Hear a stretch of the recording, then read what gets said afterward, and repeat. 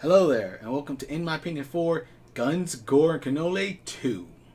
The mobster Vinnie Cannoli has returned after the whole Dugtown incident, where a bunch of zombies started popping up and eating people thanks to some bad booze that was passed around. A few years later, and he's right back in the mess of things as he finds himself captured by other mobsters who work for some new big shot called the Dark Dawn. After breaking free, he's on the run to find the Dark Dawn and put a bullet through his head. The tone here is basically the same as the first, which is pretty goofy. I mean, we got Nazis, zombies, and mobsters with stereotypical mafioso talk, and of course, a lot of hand movements, and every bit of it is entertaining. Same goes for Vinny, who still has the same old attitude of, I'm gonna enjoy filling you with lead. Just like the first one, this is a 2D shooter with some platforming. There are 17 chapters to go through, and with a variety of weapons to choose from, such as a chainsaw, flamethrower, magnum, and of course a Tommy gun, this gives you plenty of ways to rub out your enemies. For the most part, the controls are pretty responsive, with jumping being iffy as there were times I swore I jumped and nothing happened. But it's rare, so it's not a huge problem. With any sequel, you hope for improvements, and they did a great job in that department. The camera is more zoomed out to give you a good look at your surroundings, which is mighty helpful since the levels are a bit bigger in scope than the first one. With that, they also give you a double jump to get around much easier and faster, and instead of having to toggle through all your weapons to get to the one you want, they added a weapon wheel so you can get to killing faster.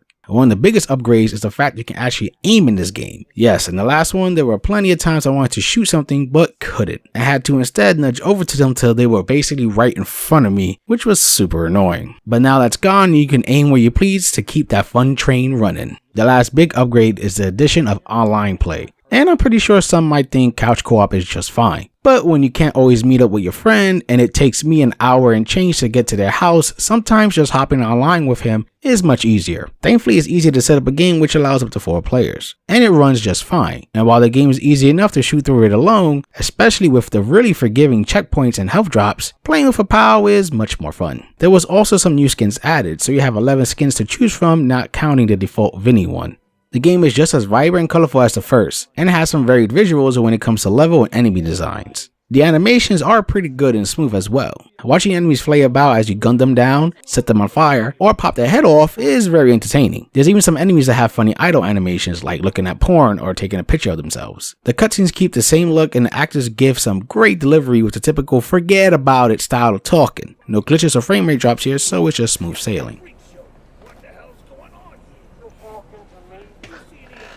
Like a freaking nightmare around here. What's with the stealing those barrels with that zombie noise? I'm telling you right now, that's a bad idea. Like the first, this is a funny and fun game, and it also improved on its core gameplay.